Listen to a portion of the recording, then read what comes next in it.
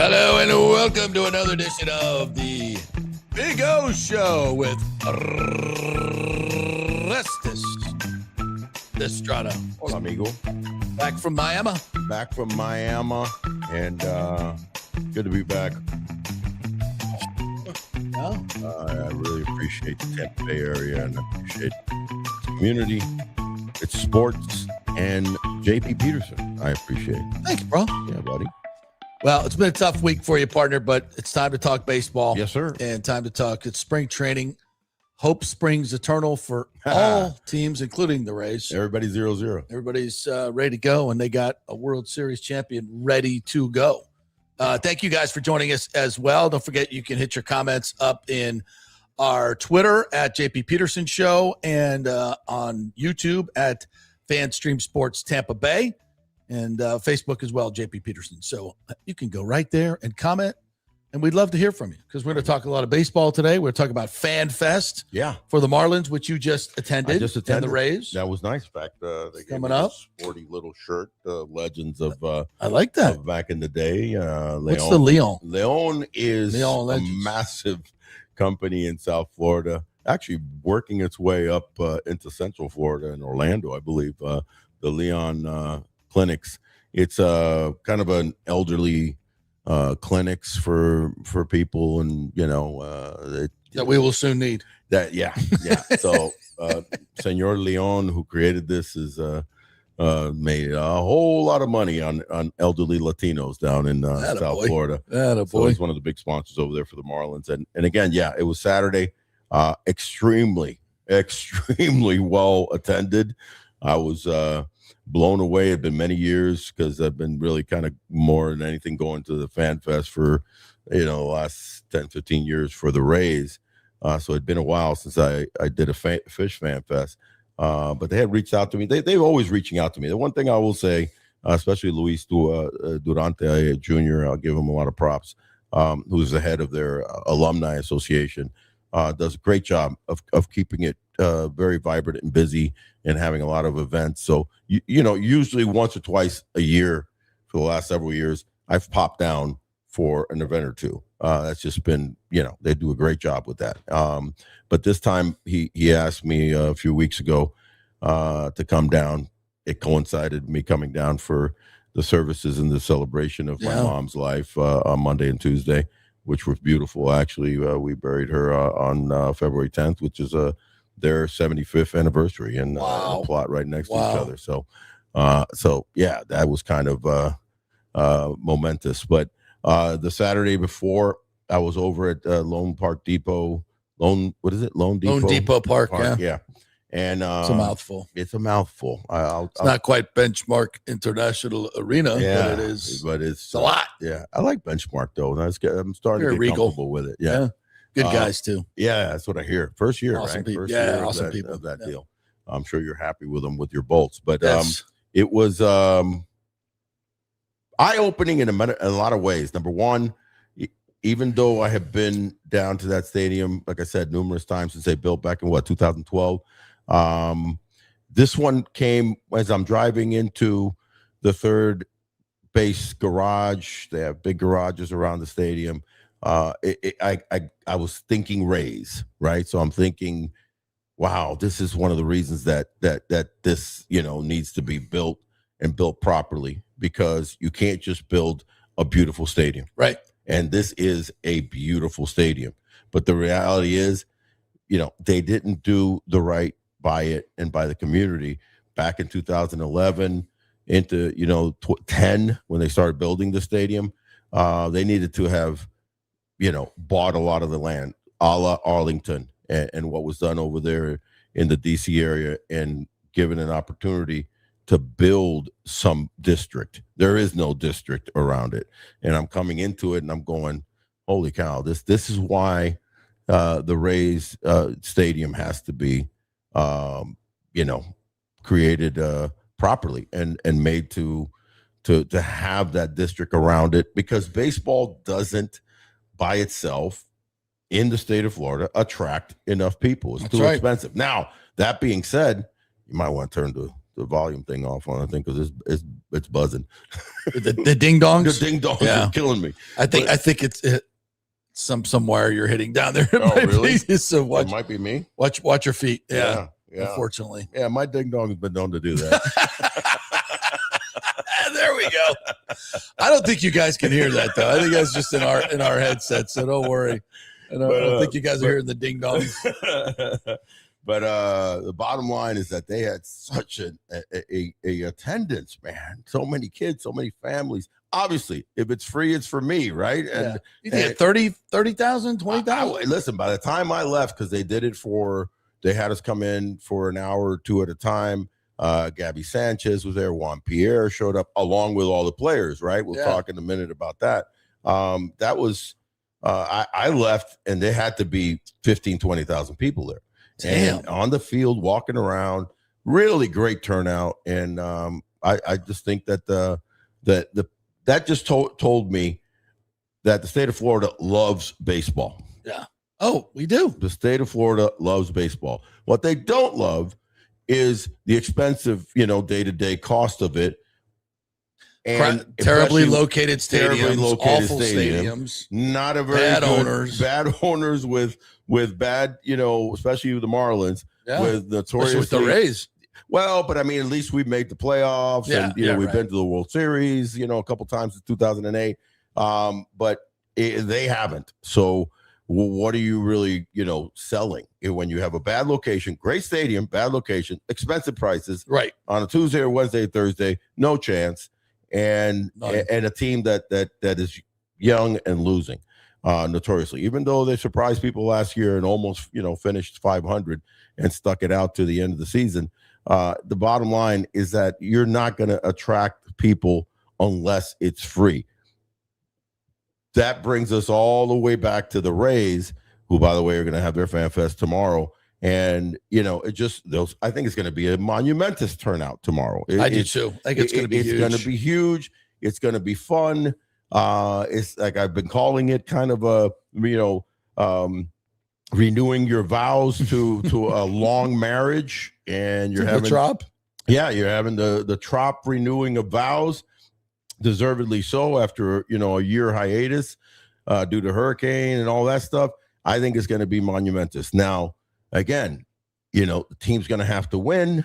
By the way, you do have way more going on around the quote unquote semi-district, that is, Central and First and the things that are going down there, including Fergs. We're going to be down at Fergs. If you want to come on down and meet up with JP and I, because we'll be enjoying a nice big cheeseburger and watching the festivities. But the bottom line is that in the end, you need the district. You need that whole excitement of live, work, play, and educate. Oh, by the way, because of the fact that you have HC being, such a going to be an important part of this, and it's going to be truly a sports meets education type of a center. Yeah, we're gonna. That's what the mayor was in here, and Bob Buckhorn said, is that this is not just a baseball stadium. It's far from it. It's mostly going to be other stuff: colleges, apartments, offices, restaurants, bars, music venue, all these things that make our city better. So we talked a lot about that. And by the way, there's no real update on that, except that they're negotiating right now. The city, the county, and the Rays. Atwater did come out and say some further comments about how excited he is about this. Yeah. That's the Dr. Atwater who runs Hillsborough College. Who runs Hillsborough College, the fantastic for them. Fantastic for them. It's great to hear, his enthusiasm about it, though. He's not standing back. He's kind of really pro this.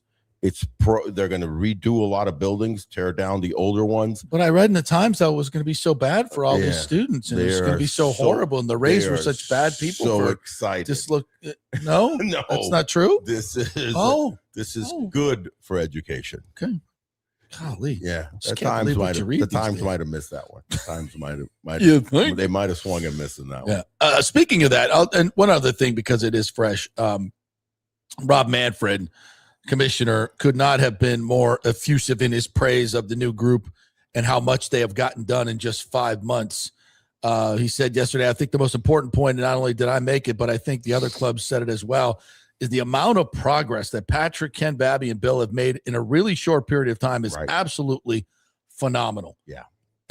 And that's what we said. Remove the impediment and things will get done rather quickly. And in a short time. The reviews have been absolutely over the moon from all the people that have dealt with this new ownership group in terms of negotiations, and Dr. Atwater at Hillsborough College, Buckhorn, future and former Mayor Jane, Ken Hagan, everybody is just like, these guys are fantastic. They're even the St. Pete folks, Mayor Welch and everybody, and like, oh, how refreshing to deal with this group, and we can work so easily with them to get the trop repaired. That's a big comment right there. Huge deal, because here's a mayor that wanted the deal, has a dozen eggs on his face, has some eggs on his face, but still trying to cultivate, doing the right thing, a major gas plant project. Maybe it adds a deal with the Rays inadvertently or directly because of the Tampa Bay Rowdies. Maybe a stadium comes out of that. I think that's very likely. Leads to what? Leads to an MLS, dedication, because it's not that easy to get the jump up to that level where they're at right now. A lot of teams chomping at the bit for being an MLS team. Soccer is huge right now. Messi has worked as far as the MLS experiment. It's worked. So that's the future for St. Pete, and they're doing a $10 billion thing in Miami with the FC Miami, right? Oh, every time I fly David Beckham, every time, and my boy Jorge Mas, the co-owners of FC Miami, Inter Miami. Every time I fly down, it's right next to the airport. They took over, I don't know how many acres. That has to be at least 70 or 80 acres, and of a golf course and surrounding areas. It's just majestic what's going to end up being there. Yeah. They're doing a big boy stadium for soccer. Listen, this area here is a buzz. I think tomorrow's going to be a big day. I did get, just before we transfer over to, completely Ray-centric, did get a chance to talk to Pistol Pete Fairbanks. It was nice to see him. He's with the Marlins now. He's with the Marlins now, signed a 2-year deal with them. And he definitely came across. We were in the clubhouse before the players and the former players went out and, engaged with the fans at their fan fest. And he was happy. He was happy to see me, and I was happy to see him. And he looks ever the part of the senior spokesperson. Remember, this guy was also not only kind of the senior spokesperson of the Rays, but he was also their team representative too for the PA. Mm-hmm. So this guy, has a head on his shoulders, even though he could be a little kooky and say some weird things that we loved. We loved. Yeah. It was all positive, and he's an influence. I think he's going to be very influential to that roster, especially to the pitchers, because they have so many young pitchers, along with a guy that had a mediocre year last year, but could hopefully for the Marlins' sake turn out to go back into a Cy Young type level in Sandy Alcantara, who's showing up to camp really healthy. And by the way, he added an extra pitch. He has like 5 pitches. He added a sweeper. So talking with him, so he's ready to and chomping at the bit to have to get back to his all-star form. So Pete Fairbanks is a great addition. Also talked to Connor Griffin and his dad, former beloved teammate of mine. Jeff Conine, who's involved in a special advisor with the team, and they're very excited about their young players. Granted, they're young, they're not winning the division, but they're going to give some headaches. They have enough talent that they're going to cause some havoc over there. All right, let's zero in on the Rays on the field. We got a lot of stuff to talk about. First and foremost, Nick Martinez, $13 million. I wasn't thrilled with that allocation. I would have liked to seen that gone to a hitter, but be that as it may, it makes the Rays a better team. You like the signing? I like the signing. I mean, yes. Listen, when you look at their starting rotation, pre Nick Martinez, you of course you have Sugar Shane McClanahan. You're expecting a lot from him, but you also have to pump the brakes on that, because listen, the main we don't want isn't to have an early season hiccup And by that, I don't necessarily mean, is the elbow going to blow out? The issue that he had with his arm.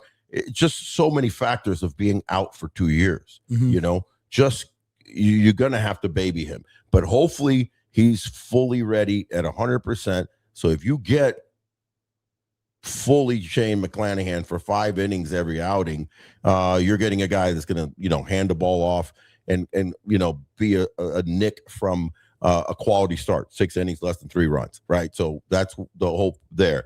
Then you go to Drew Rasmussen, who I think is on the precipice of being a real top 10 pitcher in the major leagues. That's how good Drew Rasmussen can be. 150 innings last year. He'll probably go up into the 170s. Again, sans any major injuries to Drew Rasmussen. Ryan Pepiot, I think this guy could end up being a super stud. You know what I mean? He could end up, arguably, because of the fact that you're using Shane differently, you're going to have to wean him into the season. He to me, he could be my ace. Your horse. He's my horse. Yeah. Steven Matz, the jury's out on that one. You know how I feel about that one. I'm hoping for good things. I'm prepared for some shakiness. I'm prepared for, do we kind of use him in relief and starting? I don't know, because the reality is the reality. And as a starter the last several years until he became a reliever, it wasn't that great. As a reliever, super solid. I like the experiment. I like to add another lefty into that rotation to kind of scare some bats. Right. And then you had the combination of Joe Boyle, Ian Seymour. Big fan of Ian Seymour. I like that change-up type scenario, sinker slider type of guy. When you have power pitchers in McClanahan, power pitcher in Rasmussen, power pitcher in Pepiot. So having that lefty, that crafty lefty is great. Joe Boyle's another power pitcher. Okay, then you sign Nick Martinez. That kind of slots him in to that 4-5 role, right? Depending on how Matz does.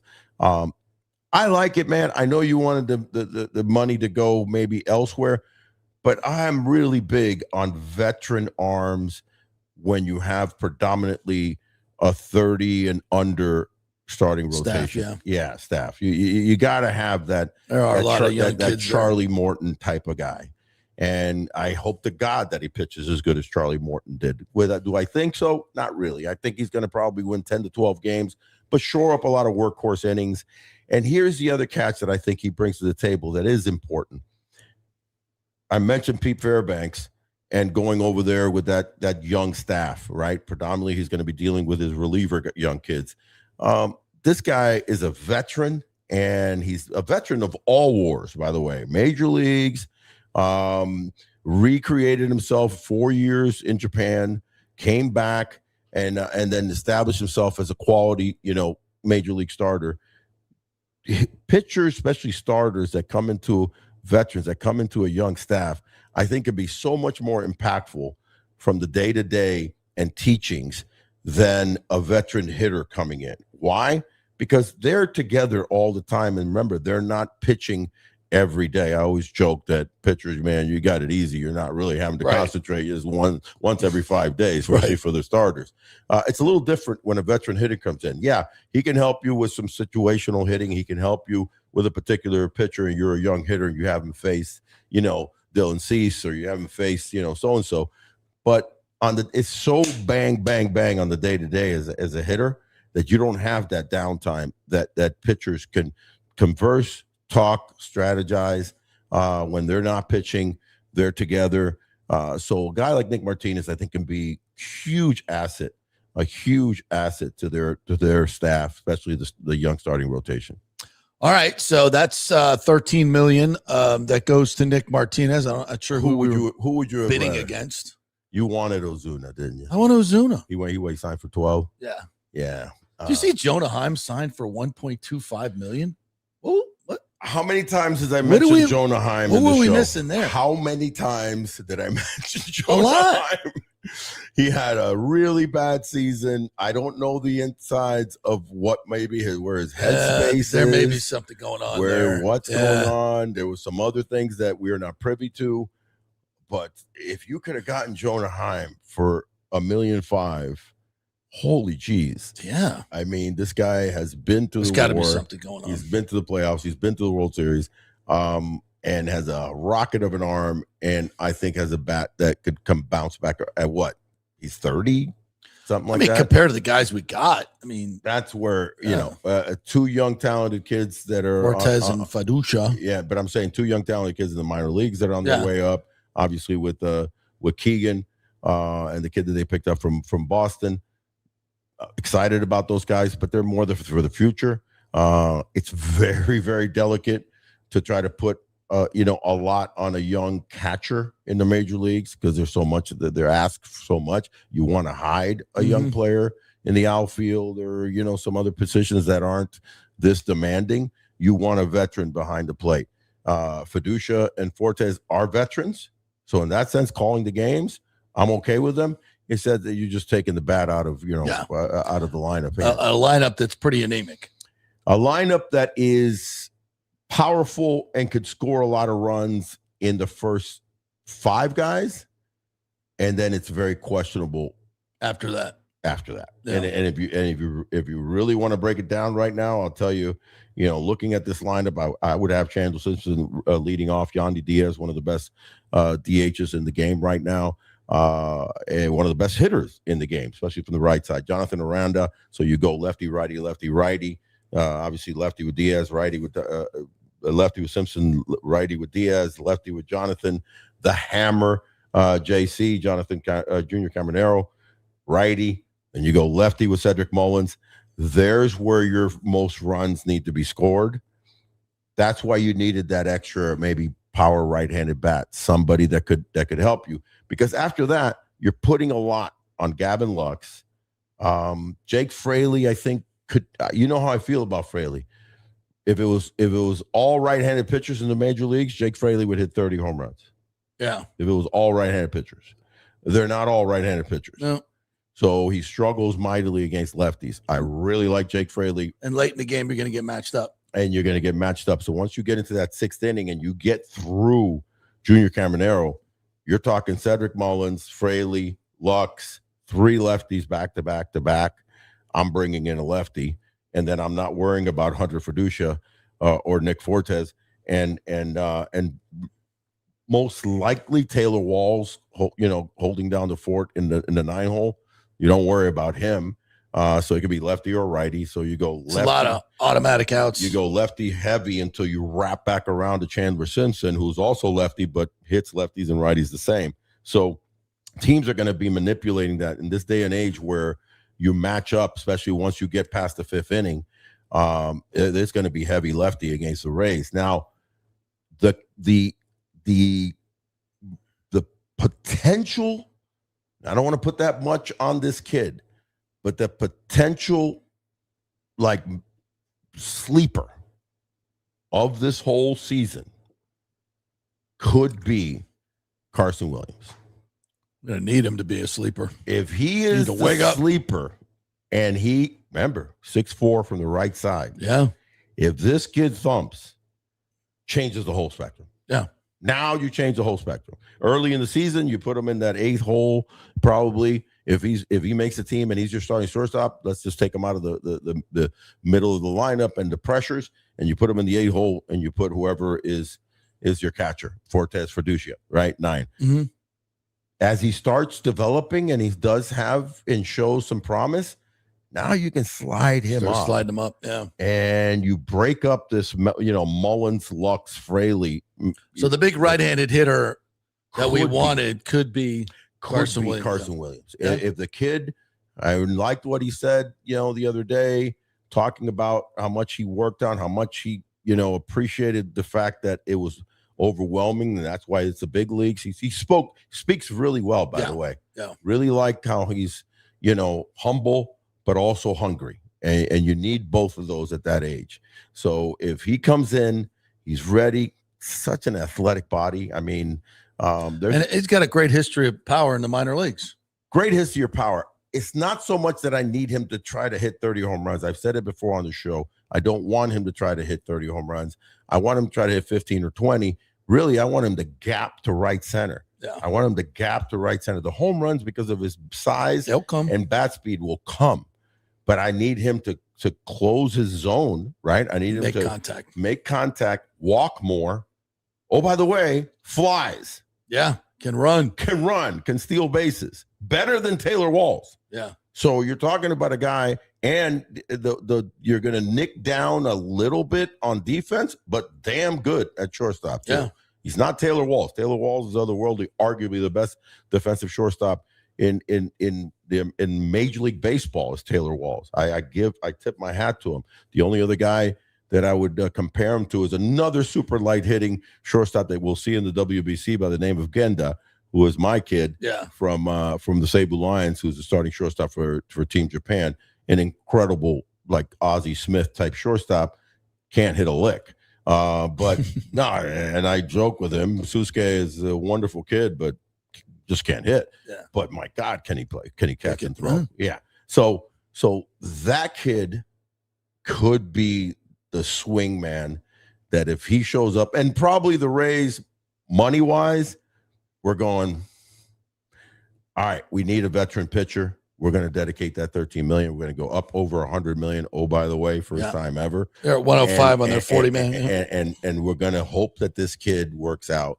So we have that right-handed thumper that could hit 250, 20 home runs, 75, 80 RBIs. I kind of forgot about him because we kind of penciled in Taylor Walls to be the starter. But Carson, and if he could just start making more contact, well, here's the thing about player. Carson Williams and JC, Junior Caminero. If the thing works out and by midseason they're on a roll, what we're looking at is arguably, and again, when we're talking everything Rays is about this coming season, going back to the Trop, but it's also about hopefully 29 at worst 30, right? Of the opening of in the new legacy and the forever scenario. Those two kids could be the pillars. You could have short and third as good as arguably anybody in Major League Baseball. Wow. And that's how good I like that both those kids could be. We're looking for hope, hope springs eternal, right? Amen. In spring. And that's a big part of it that we haven't really talked about Carson Williams, but he's a huge part of what we're Don't want to put too much pressure on him. One other thing I'll say, and I'll close the book on Carson Williams, that when he was talking about his hitting, he realized, and he mentioned it, that he had to tighten up his zone, that he had to realize, pitch recognition better. He got to the big leagues and he just like, remember first game, hit a home run, worst thing he ever could have done. So, and then he was like, I'm going to rake. And you don't realize that those guys are good. Not only are they good, it's the book. They get the book on you. It's the book. You have a weakness, they're going to pound it. So you have to rebook and you have to readjust. And if you can tighten himself up and go, I'm going to flick over there. Yeah. And I'm going to get on base. Oh, by the way, because I'm damn fast and I can get first to third. I can steal. I can score if I'm on second, and now all of a sudden you become a dynamic ball player. That's what this kid could be. And that could be huge. All right. Big thanks to our great sponsors presented by Texas Roadhouse, Wesley Chapel. And, well, you're hungry tonight. I am hungry, man. What would you order on the menu right now if you were sitting at the bar there with Jenny? Flat out, watching. Man, my favorite is the ribeye with the mashed potatoes and gravy. Mashed potatoes and gravy. Little veggies on the side, and their butter bread that they bring out earlier, and a big old iced medium rare. Medium rare. 100%. 100%, amigo. Tranquilo y tropical. Medium rare. It is the best. TV's up. I watch, some of my favorite sports. They got great service. I'm hungry now. Yeah. So Texas Roadhouse, Wesley Chapel, right off of 56. 56. Right off 56 near Wiregrass Malls. You go shopping there or over to the outlet malls. You got to stop at Texas Roadhouse, Wesley Chapel. Tell them we love Big O sent you. And then Murphy Auto Group, Genesis of Tampa, it's a Valentine's, so they're giving away a diamond ring. Diamond ring raffle this month. So go get a test drive and get 10X'd on your entries to get in that. Get your car appraised, so that'll help you as well. We're also giving it $250 off if you buy it on So let me ask you, the diamond ring, do you need to have a girlfriend or a boyfriend in order to? Does it just? No, you can wear a diamond ring. You just wear a diamond ring. Sure. Exactly. Little pinky diamond ring going on. you'll have it for when you do pop the question. Hello. There you go. So, and also on Valentine's tomorrow, they're going to give you $250 off your car and pay for your Valentine's dinner. And by the way, speaking of President's Day, which is Monday, that's Monday, yes. TRWC, Texas Roadhouse of Wesley Chapel, is having a special lunch specials for President's Day. So, nice. Go out and have yourself a nice little lunch deal. Lunch, a steak at lunch. Yeah, that sounds awesome. That's fantastic. So anyway, Texas Roadhouse, Wesley Chapel, Kingmakers, Tampa, and the Murphy Auto Group. We thank them all. Murphy Auto Group, Genesis of Tampa, right there, 801 East Bears Avenue, right off of 275. So go say hello, take a test drive, and tell them JP sent you. By the way, awesome cars. The value in the GB70, GB80, insane. You'd want to go so many. I mean, obviously we're biased because our buddy Mike Murphy and the new, fairly new, just a few months. Genesis of Tampa, but I'm just seeing so many Genesis on the road now because they're the best value. They're the best really value. Are. Fantastic. All right, we have a super chat from Jimmy J. Voyager, $9.99. Thank you very much. Buying your lunch today. With the Rays moving to MLB streaming, do I have a Rays specific plan, or will my existing account suffice? I have a free plan through T-Mobile. I don't know for sure. About that T-Mobile deal, not sure yet. I think that's going to give you definitely all the away games. Right. But they said that if you buy the app, there's no blackouts. So I think the MLB TV app should cover you. Right. But don't quote me that. You go to raystv.com, and I believe it's $99 for the whole package for the whole season. Yeah. Which is pretty damn good. Yeah. Less than $1 per game. Yeah. That's 6 months of entertainment good. For and you're guaranteed that you're going to see every game. Yeah, and you get and you can stream it on your TV as well. Obviously, you can stream it everywhere. So, and I think it's going to be better than the FanDuel app. The FanDuel app had a lot of bugs. I think MLB TV has perfected the streaming. Yeah. In fact, they were the first to do it. So I think they perfected it. It's going to work a hell of a lot better than the FanDuel app. So that's going to be a plus. And they have yet to announce which station is going to be on locally. So if you have Spectrum or you have Frontier or one of those systems, I think you're going to be included in that. Yeah, but it's going to happen. But they haven't announced. I don't know if they're going to do like a local station like the Lightning did. Like the Bulls did. But as I thought they were going to take advantage of that and do the different markets. What's the station that they use? The Spot. Yeah. 66. So still some more things to come, but I think you guys are going to be covered with MLB TV. You should be. But I can't say for sure. Yeah. Alejandro says 8-ounce sirloin rare. Nice. Shrimp, baked potato loaded, Caesar salad, extra dressing, creamy horseradish sauce. Horseradish on steak is fantastic. I love it, especially with a prime rib. It's a must. With a prime rib, I'm not big with it on other meats. Yeah. They have a horseradish cream sauce that our friend the Riveters over there with their steak sandwich. That's really good too. But love that's a good order right there. It's a good order. I'll go with that. We love to hear your favorite steak orders from all our peeps. Jimmy Chure. Hey, Orestes, which right-handed bat free agent that are still available would you pick up? And is Nick Castellanos an option? How do you feel? Great question, by the way. About Verlander to the Tigers, and where do you think Scherzer goes?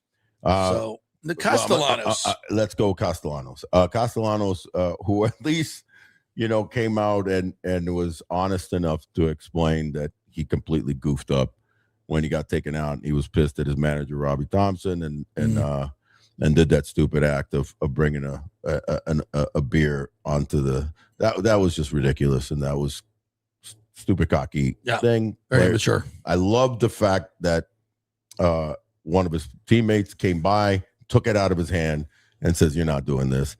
And he was, he owned up to that stupidity, and he apologized. He was listen. How could he not be thankful to the fandom, to the Phillies?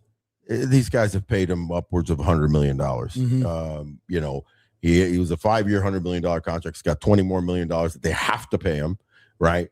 That he's going to get paid whether he sits his ass at home and doesn't play. He's 33 years old, still a thumper, I think he had 17 home runs last year, hit 250, had 70 RBIs, 71 RBIs. Man, that's a dangerous bat. And I think he's going to end up going. The Guardians really need some offense.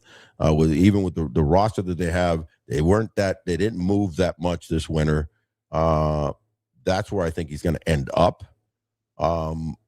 San Diego's supposedly intrigued by him.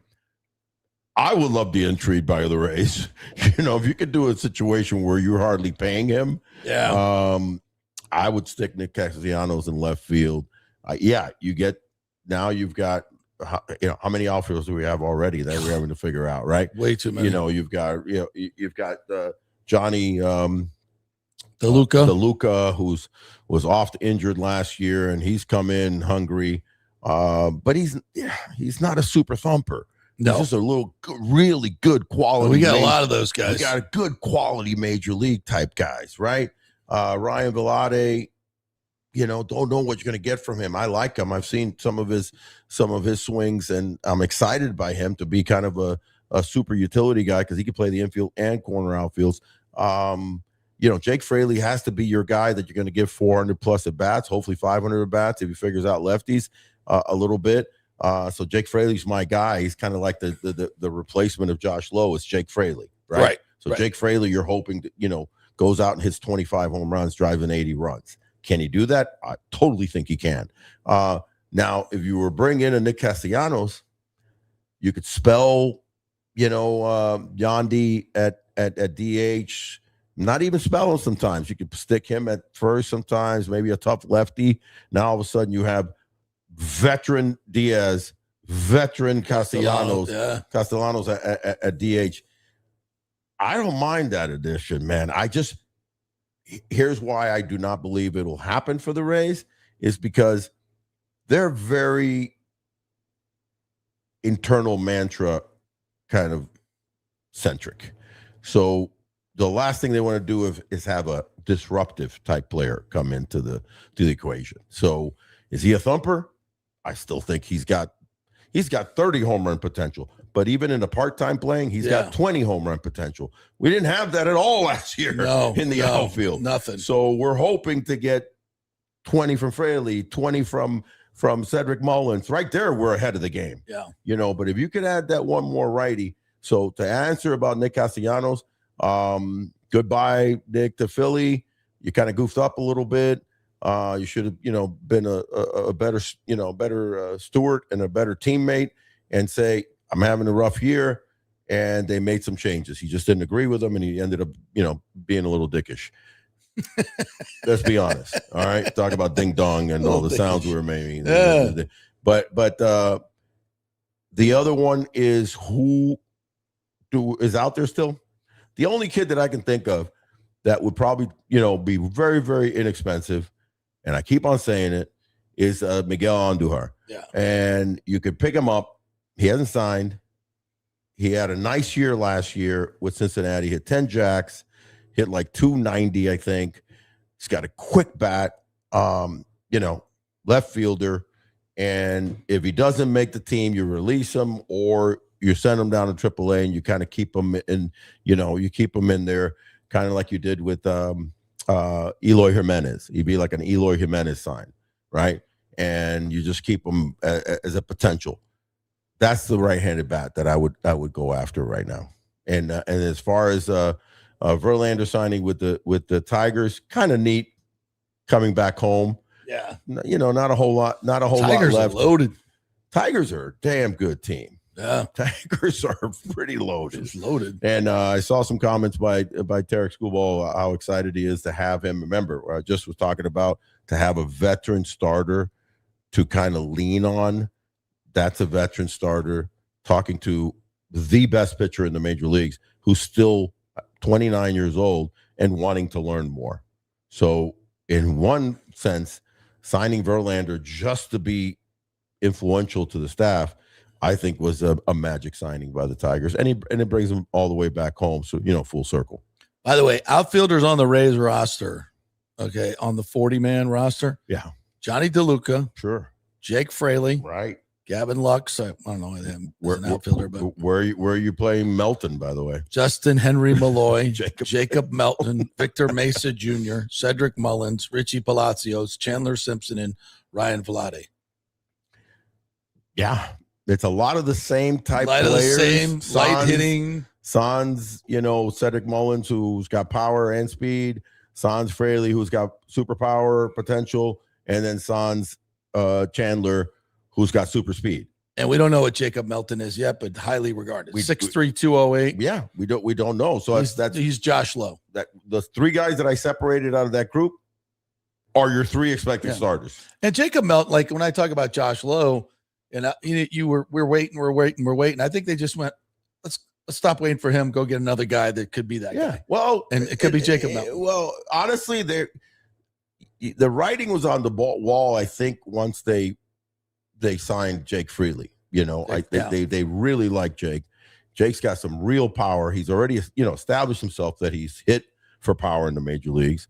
And so that's their guy. And Jacob Melton would be kind of like the backup to that situation not working out. So the three guys, one is powerful, could do a whole heck of a lot of damage. Fraley, again, is struggling with lefties. You got one that's a veteran that's got power and speed in Mullins. And then you've got this one that struggles, is learning the outfield, but has world-class, arguably one of the fastest players in all the game. So that could steal literally 70 to 80 bases. So that's your outfield. That's your outfield right now. I would like to add some other powerful right-handed bat because of that group that you just said. Other than Richie Palacios, it's Ryan Vlade who's the right-handed hitter. Yeah. Well, this is going to be a roster kind of, I think, in flux, and they're trying to see who they got and what they can do, and trying to put it together for the future. But Sugar Shane is coming back. Yes, he is. We heard from him. He made a point to talk about how he is emotionally evolved, yes, and matured. Kind of like I was a bit of an emotional wreck, when I was pitching before. He would, but it fueled him. Yeah, become a great pitcher. I don't want to take that fire away from him, but definitely not. I don't think the fire will ever leave him. 2 years away, but he was very, he pitched and came across even in the way that he spoke pre and post games and stuff like that, kind of almost like defensively overwhelming. You know what I mean? He was like, and I think what he's alluding to, the emotional growth was needed, but also was felt by two things that happened to him in the last 2 years. The injuries just humbled the hell out of him. And you're reminded how this game could get taken away from you. And then you're reminded how life, has full circles and can be taken. That's his father. His father passing away, who was very, very close to his father. Mm-hmm. So when he's talking about the family emotions and the on-field emotions, that either beats the hell out of you and knocks you down, or it makes you more mature. And you learn through humility and the trials and tribulation on the field, the trials and tribulation off the field. And I think he's coming in. If he's 100%, buddy, they're still going to kind of, baby him a little bit. Mm-hmm. The dude's a whip. And I'm not worried about his injuries because he's supposedly 100%. How many guys have come back from Tommy John and pitched, gloriously, if not better? So if he's 100%, watch out, and he could just, do some dramatic things. Just like Carson Williams is the swing man on the offensive side, I think it's the veteran Shane McClanahan being the swing man. If he really kind of turns it and he's fine, and you're not going to have complete games, you're not going to have 7-8 inning games, you're going to have 5 and fly. But if they're great, that's going to give this chance for a team that's not going to score a shitload of runs to be in games. And then you lean on that bullpen that I really like the bullpen. So Shane is huge. And then it'll ease the situation of your 2, 3, 4 guys. Your 2, 3, 4 guys are damn good. They can be, potentially devastating.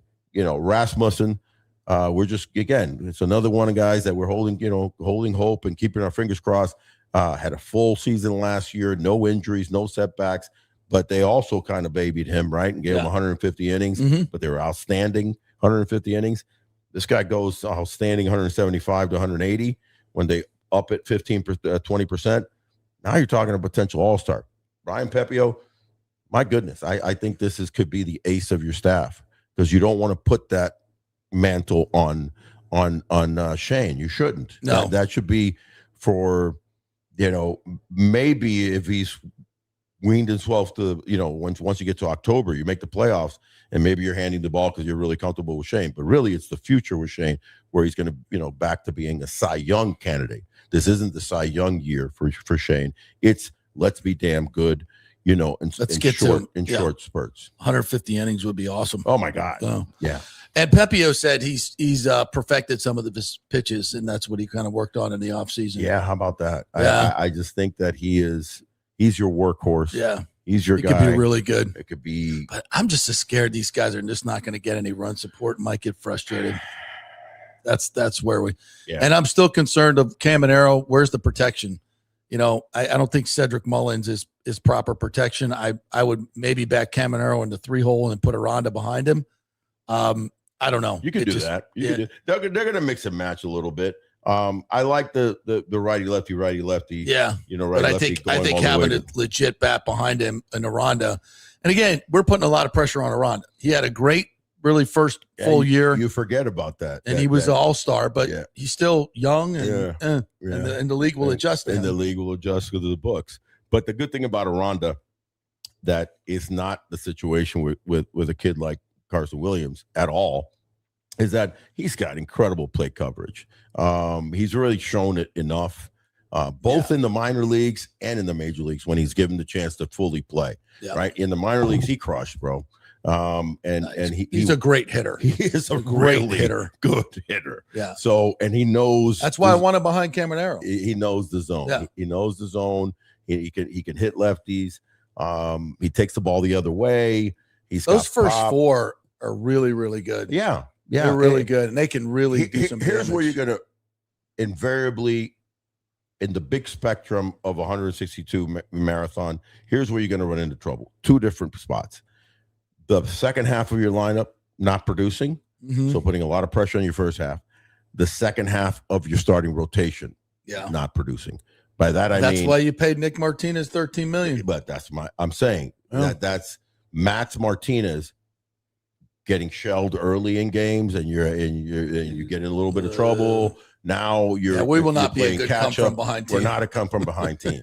No. So that's where it's imperative for the likes of McClanahan. Obviously the top three that I mentioned, McClanahan, Rasmussen, and Pepiot, have great years, have really good years. Yeah. So then you can buffer 4-5. If 4-5 is struggling, then you have 4-5 and Boyle and Ian Seymour, waiting in the wings. Yeah. I mean, we got options, but if those top three guys can do what they're capable of doing, that's going to set up a lot of wins. It's going to piss off a lot of teams. Well, that's what we want. We want them to be, pesky Rays. They're going to piss some other run, teams off. Steal bases, play good defense, get good pitching. Yeah. That'll frustrate a lot of teams. Yeah, I hope that's the MO. Yeah, I hope that is the MO. I hope that their defense is solid enough. It's going to be key that Chandler Simpson gets it playing left field, so there's not a real issue there, because I need this guy to get 500 at bats, bro. I need him. I don't think they value him as much as if he gets 500 at bats, he's going to hit 320. Yandy will have and Caminero will see a lot of fastballs. Oh my he's God. On base. If Chandler, you throw a curveball, that's a bag. Yeah, it's a bag. Now you got to throw fastballs, and Yandy will hit behind the runner. I mean, we should have a lot of first and third with Caminero coming up. With Caminero. You know what that means? Coming on. He's going to break the double play record. Oh, jeez.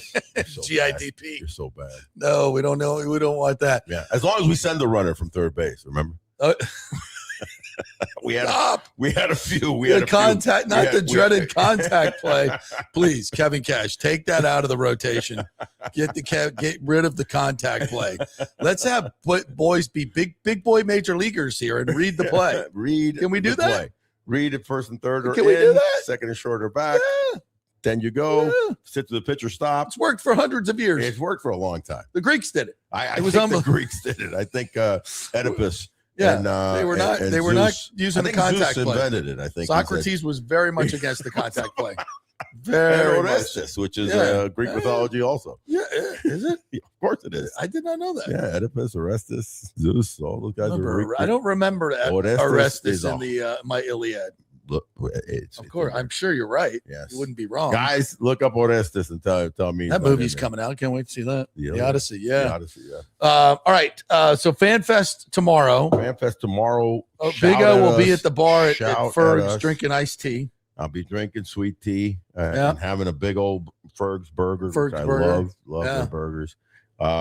Somebody asked me, said the new ownership group better make sure that Ferg's has a great spot in the new ballpark restaurant area. Already talked. And I said, I'm not knowing this. I just said, talked out. Ken Babby's already cut that deal. Already talked out. I just talked to Fergie a couple days ago, and the new and improved Ferg's. It's going to be the new and improved. Super Ferg's. Nice. We won't know what to do with a nice Ferg's. We love Ferg's. We love it because it's dive barish. Dive barish. Yeah, we love that.